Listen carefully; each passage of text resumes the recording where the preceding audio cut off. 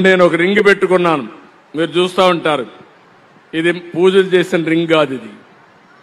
ఇది రాత్రుల్లో నిద్రపోయిన తర్వాత తెల్లవారుతో నా బాడీ ఎట్లుందో రెడీగా ఉందా, రెడీనెస్ కానీ స్లీప్ స్కోర్ వస్తుంది.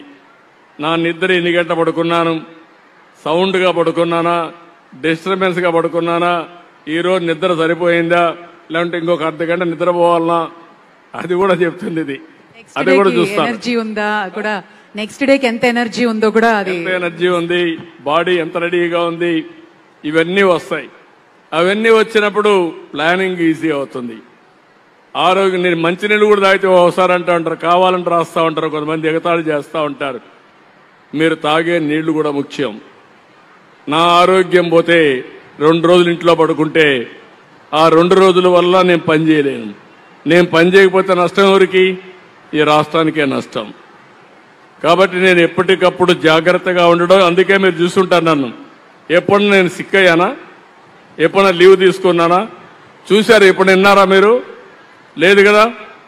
దానికి కారణం ఏంటంటే జాగ్రత్తగా ఉండడం. ఆ జాగ్రత్తగా ఉన్నా నేను మీకు కూడా పిలిపిస్తున్నా, రాష్ట్రంలో ఉన్న అందరికీ మన ఆరోగ్యం మన చేతుల్లో ఉంది. అది ఎట్లనేది నేర్పించమంటే నేర్పిస్తా. అయితే మీరు కూడా ఫాలో అవుతా ఉంటే మీరు ఫాలో కండి. దానివల్ల మనం బతికున్నంత వరకు ఆనందంగా ఉందాం, ఆరోగ్యంగా ఉందాం.